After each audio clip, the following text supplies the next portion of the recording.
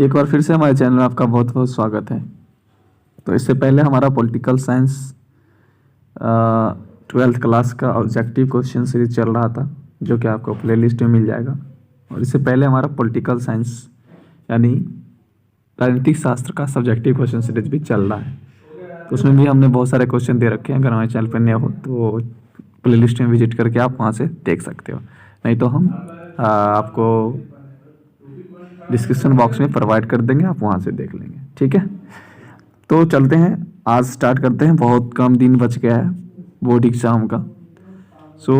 आज इतिहास का मैं जो ये उत्तर सीरीज बनाऊंगा, ठीक है, इसमें लघु उत्तरीय भी होगा, दीर्घ उत्तरीय भी होगा, सब तरह का सब्जेक्टिव क्वेश्चन होगा। ठीक है, जो कि बोर्ड एग्ज़ाम से 2021 के व्यू से बहुत ही ज़्यादा इम्पोर्टेंट होगा। ठीक है, तो हमारा सब्जेक्टिव और ऑब्जेक्टिव दोनों चलता है। तो चलते हैं क्वेश्चन नंबर फर्स्ट पे आते हैं। क्वेश्चन नंबर फर्स्ट है कि उपनिवेशवाद से क्या समझते हैं। ये आपको 2 नंबर का क्वेश्चन होगा। ठीक है, इससे पिछले एग्जाम में भी पूछा गया है बहुत सारा 2 नंबर का क्वेश्चन। ठीक है, ये भी क्वेश्चन आपको देखने को मिलेगा 2020 वाले एग्जाम में। तो इसका जो राइट आंसर है, जो आपको सिस्टमेटिक ढंग से लिखना है, किसी समृद्ध यानी भरा पूरा, उसके पास अच्छा खासा कह सकते हो सैनिक होगा, उस अर्थव्यवस्था उसकी सही होगी, सैनिक ढांचाएँ सही होगी। ठीक है, हर एक तरह से वह समृद्ध होगा और शक्तिशाली राष्ट्र द्वारा अपने विभिन्न प्रकार के हितों को साधने के लिए। अब देखो, ऐसा नहीं है जो शक्तिशाली देश है उसके पास सारा रिसोर्सेस होगा, नहीं होगा। सभी रिसोर्सेस हर एक कंट्री में डिवाइडेड हैं। ऐसा नहीं कि एक कंट्री में सारे रिसोर्सेस मिल जाती है। तो वह शक्तिशाली राष्ट्र जो होता है वह क्या करता है, अपने हितों को साधने के लिए किसी गरीब या कमजोर, जिसके पास प्राकृतिक संसाधन से परिपूर्ण है लेकिन वह गरीब राष्ट्र है, ठीक है, क्योंकि उनके पास टेक्नोलॉजी नहीं है, ठीक है, तो वो क्या करते हैं, समृद्ध राष्ट्र जो होता है वो अपने हितों को साधने के लिए किसी गरीब या कमजोर, यानी अपने से जो कमजोर हैं उन देशों पे क्या करता है, शक्ति का बल जो है यूज करके शासन करना चाहता है और अपना आधिपत्य जमा देता है। ठीक है, उसी को उपनिवेशवाद कहते हैं। जैसे कि हमारा भारत, ठीक है, ब्रिटिश के उपनिवेश था, आपको भी पता होगा, कम से कम 200 साल 300 साल यहाँ पे उन्होंने शासन किया, तब जाके हमें आज़ादी मिली। ठीक है, तो इस तरह आपको एक सिस्टमेटिक ढंग से आपको आंसर देना है। अब क्वेश्चन नंबर दूसरा जो है वह आपको 4 नंबर या 5 नंबर में आ सकता है। ठीक है, क्योंकि ये 3 नंबर वाला क्वेश्चन नहीं है, तो 5 नंबर का क्वेश्चन है, तो कहीं ना कहीं हमें एक पेज में आंसर देना होगा। या आप एक काम कर सकते हो कि अगर आपको नंबर उठाने हैं बिहार बोर्ड में, तो ऐसे पैराग्राफ देखता है टीचर चेक करते वक्त, लेकिन सीबीएसई में क्या होता है, वहाँ पे पॉइंट देखता है। अगर 5 नंबर का है तो आप 5 2 7 पॉइंट लिख दो, दैट इज़ इनफ। ठीक है, चलो क्वेश्चन नंबर सेकेंड पे चलते हैं। क्वेश्चन नंबर सेकेंड से पहले हम इरेज कर लेते हैं, इसको इरेज करके इसका कलर चेंज करते हैं, फिर हम क्वेश्चन नंबर सेकेंड को समझाएंगे।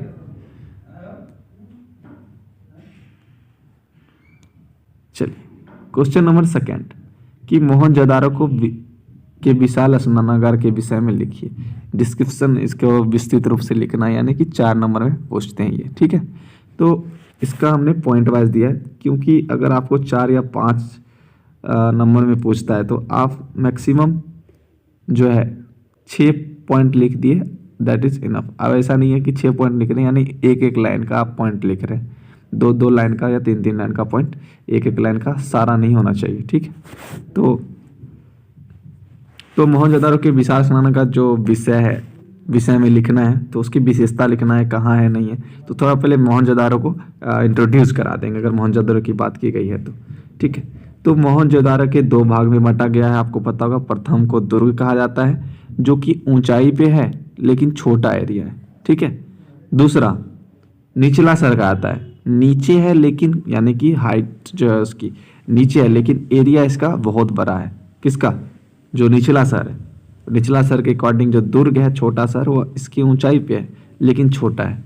ठीक है, मोहनजोदारो का विशाल स्नानागार जो है वह कहाँ है, छोटे शहर में नहीं है, वो है दुर्ग में है।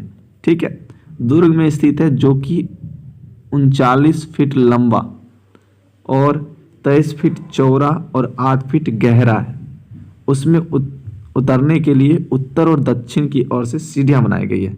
तो आपको ध्यान रखना है कि जो मोहनजोदारो है उसका जो विशाल स्नानागार है, ठीक है, विशाल स्नानागार वह कहाँ है? वह दुर्ग में स्थित है और यह 39 फीट लंबा है, ठीक है, 23 फीट चौड़ा है और 8 फीट जो है गहरा है, ठीक है। और इसमें उतरने के लिए यह याद रखना है आपको, नॉर्थ और साउथ यानी दक्षिण, उत्तर और दक्षिण की ओर से सीढ़ियां बनाई गई है नीचे उतरने के लिए। अब देखो जल निकासी, इसके बारे में देखेंगे। मोहनजोदड़ो की जो विशाल स्नानागार है वो जल निकासी जो होता है वो कहाँ से होता है, कहाँ से जल आते हैं। तो जल की जो निकासी की व्यवस्था भी यहाँ पे जो है उच्चतम है और स्वच्छ जल कुएं के द्वारा स्नानागार में लाया जाता है, ठीक है। एक सिस्टमेटिक ढंग से यहाँ से पानी निकाला जाता है, ठीक है। लेकिन और जो स्वच्छ जल आते हैं वो कहाँ से आते हैं? कुआं से पानी आता है, ठीक है। नेक्स्ट, पहले इरेज कर लेंगे, इरेज कर लेंगे और इसको जूम कर लेते हैं थोड़ा, इरेज करते हैं।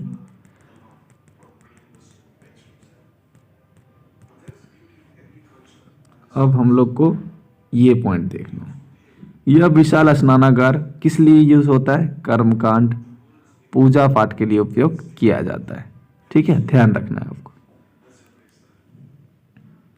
आगे, वस्तुतः यह स्नानागार तत्कालीन उन्नत तकनीकी का परिचायक था। इसी वजह से मार्शल जो थे उन्होंने विश्व का आश्चर्यजनक निर्माण बताया इसको, किसको? विशाल स्नानागार को, ठीक है। तो आप देख सकते हैं हमने अभी आपको जो है 5 पॉइंट बताए हैं, जो कि 2-4 पॉइंट ऐसे हैं जो 2 लाइन में हैं, 2-4 पॉइंट ऐसे हैं जो 3 लाइन में है, एक ऐसे भी पॉइंट है जो 1 लाइन में। तो इस तरह आपको लिखना है सिस्टमेटिक ढंग से, ताकि आपको जो एग्जामिनर होगा, जो कॉपी चेक करने वाला होगा, आपको एग्जाम में नंबर बहुत अच्छे से दे सके। क्योंकि हमारा एक्सपीरियंस रहा है, हमने एग्जाम दिया है, इसीलिए मैं आपके साथ शेयर कर रहा हूँ, ठीक है। वो एग्जाम के समय हम लोग बात करेंगे कैसा अटेम्प्ट करना है, नहीं करना है। क्वेश्चन नंबर 3, अक्टूबर के जो राष्ट्रीय शासक थे, ये आप देख सकते हैं यहाँ पे टाइपिंग मिस्टेक है, यहाँ पे अकबर होगा, ठीक है, तो इसको सुधार कर लेंगे आप। अकबर को राष्ट्रीय शासक क्यों कहा जाता था? इन्होंने क्या किया जो इनको राष्ट्रीय शासक कहा जाता था? एक चीज़ समझने की कोशिश करेंगे यहाँ पे, आप स्किप करके आप लिख लेंगे, उससे मेरा कोई नहीं जाने, कुछ नहीं जाने वाला है, आप समझ नहीं पाएंगे, क्योंकि मैं बहुत चीज़ समझाता हूँ ताकि आप एग्ज़ाम में बेहतर नंबर ला सको, ठीक है। तो इसीलिए इसको इग्नोर मत करना, ऐसा नहीं कि स्क्रीन पे आए आप लोग लिख लो, तो वो आपकी मर्जी है, जो इच्छा है वो आप कर सकते हैं, ठीक है। चलिए अब देखिए सीबीएसई बोर्ड वालों के लिए यहाँ मैं एक चीज़ बताता हूँ, जैसे कि दिल्ली बोर्ड भी सीबीएसई बोर्ड के अंतर्गत आता है। यहाँ पे आप अक्टूबर नहीं, यहाँ पे अकबर कर लेंगे, ठीक है। देखो अकबर, अगर क्वेश्चन आपका सीबीएसई से हो आप, तो आप पॉइंट वाइज लिखेंगे, ठीक है। अगर आप बिहार बोर्ड में हो, जहाँ पे जैसा चलता है, बिहार बोर्ड में चलता है पैराग्राफ, ठीक है, टीचर पैराग्राफ देखते हैं, और सीबीएसई में पॉइंट देखा जाता है। अगर 3 नंबर का ये क्वेश्चन है तो 3 से 4 पॉइंट हमें चाहिए, सीबीएसई वालों की बात कर रहा है। अगर पैराग्राफ की बात करें तो अगर 3 नंबर का है तो 4 लाइन में अगर पैराग्राफ एक बनाना है आपको, ऐसा होता है, ठीक। तो अकबर जो था वह मुगल वंश का शासक था। अगर पहले अकबर पूछा गया तो अकबर के बारे में कुछ बता देंगे। अकबर जो है मुगल वंश का शासक था। अब देखिए इसका जो सिद्धांत था कि प्रजा चाहे वह किसी भी धर्म जाति वर्ग से हो, उससे हमें कोई मतलब नहीं है, ठीक है। वह जो होते हैं राजा के पुत्र होते हैं, उनका ये मानना था। यानी अकबर जो था बहुत ही शानदार व्यक्ति था, कह सकते हैं, ठीक है। तो इन्हें जाति वर्ग धर्म से कोई मतलब नहीं था। अकबर ने हिंदू और मुसलमान को निकट लाने का प्रयास किया। राजनीतिक एकता ही उसका आदर्श नहीं था, यहाँ तक कि वह सांस्कृतिक, सामाजिक और आर्थिक धार्मिक एकता को भी आधार पर उसकी नींव दृढ़ करना चाहता था। यानी कि जो हिंदू और मुस्लिम का सांस्कृतिक जो चल रहा है, सामाजिक जो है, आर्थिक जो है, धार्मिक एकता, इसके आधार पे वह दोनों के नियम को दृढ़ यानी कि बहुत ही कह सकते हो मजबूत करने को चाह रहा था। कौन? अकबर। यही कारण से उन्हें राष्ट्रीय शासक कहा जाता है, क्योंकि इन्होंने एकता की बात करी, ना कि हिंदू मुस्लिम बंटवारों की बात किया था। चलिए क्वेश्चन नंबर नेक्स्ट चलते हैं। क्वेश्चन नंबर 4, पहले इसको इरेज कर लेते हैं।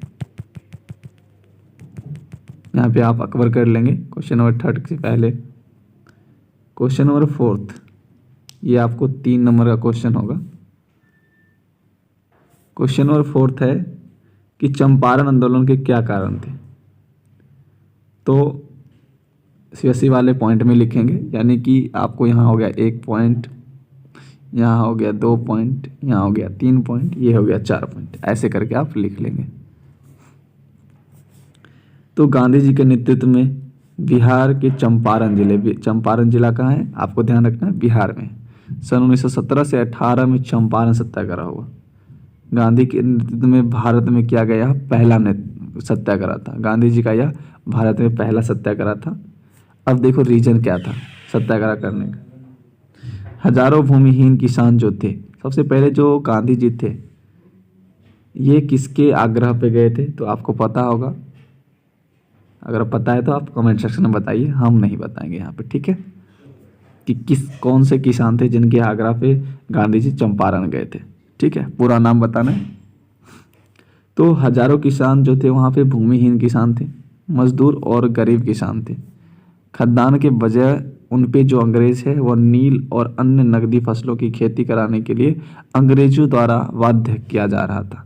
इसी की वजह से वहाँ पर नील की खेती कराने वाले किसान जो थे उन पे जो बहुत अत्याचार हो रहा था उसके विरुद्ध, ठीक है, अंग्रेजों की ओर से जो शोषण किया जा रहा था उसके विरुद्ध, ठीक है। ऊपर से क्या क्या आता है कि बागान मालिक जो थे उस पे जो किसान थे, भूमिहीन किसान थे, मजदूर थे, गरीब किसान थे, उन पे जुल्म ढा रहे थे। इसी कारण बस चंपारण आंदोलन शुरू किया गया था। ठीक है, तो ये फर्स्ट वीडियो आपका यहाँ पे कंप्लीट होता है। वीडियो कैसा लगा हमें कमेंट सेक्शन में बताएंगे। वीडियो में समाप्त करते हैं। जय हिंद।